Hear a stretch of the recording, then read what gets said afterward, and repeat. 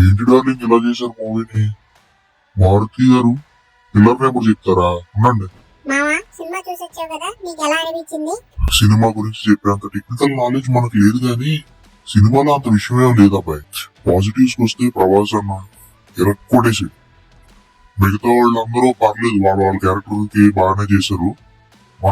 నేను బిగ్గెస్ట్ సత్య ఫ్యాన్ కాబట్టి సత్య కూడా బాగానే చేశాడు. కానీ కనెక్టివిటీ చాలా మైనస్. అండ్ బిగినింగ్ లో ఉన్న హై చివరి దాకా మెయింటైన్ అవ్వాల. క్లైమాక్స్ కూడా నేను మరీ ముఖ్యంగా మారుతి గారి కోసం ఈ సినిమా ఆడాలనుకున్నాను, కానీ ఆయనే ఇంత దెబ్బేస్తాడని అనుకోలేదు. పర్లేదు, క్లైమాక్స్ వరకు ఓపిక పెట్టిన తర్వాత ఏదో ఉంటది అనుకున్నాను. కానీ క్లైమాక్స్ అరగంట కోసం ఇంత సినిమాను ఓపిక పడడం అనేది చాలా టార్చర్ తో కూడుకున్న విషయం. ఇంటర్వల్ బ్యాంగ్ ఓకే, అండ్ చాలా సీన్స్ మనకి ట్రైలర్ లో చూపించిన సీన్స్ చాలా మెయిన్ సీన్స్ లేపేశారు. అండ్ నీ ఫైట్ ఉందరా మావా, అదే హైలైట్ సినిమాకి. బట్ ఓవరాల్ గా సినిమాలో అంత స్టఫ్ ఉందా అంటే అంత స్టఫ్ అయితే లేదు.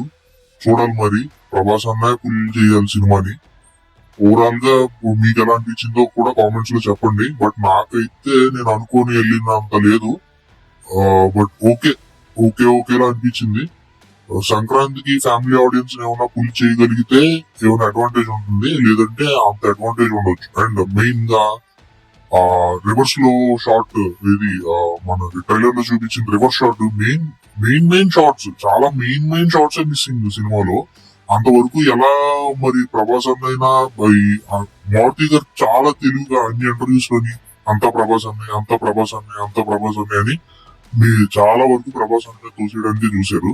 సో అది నాకు క్లియర్ గా అర్థమైంది ఆయన ఏ స్ట్రాటజీ ఫాలో అయ్యారో. బట్ ఓవరాల్ గా సినిమాలో అయితే అంత విషయం అయితే లేదు. బట్ మీకు ఎలా అనిపించిందో ఒకసారి చెప్పండి నాకు.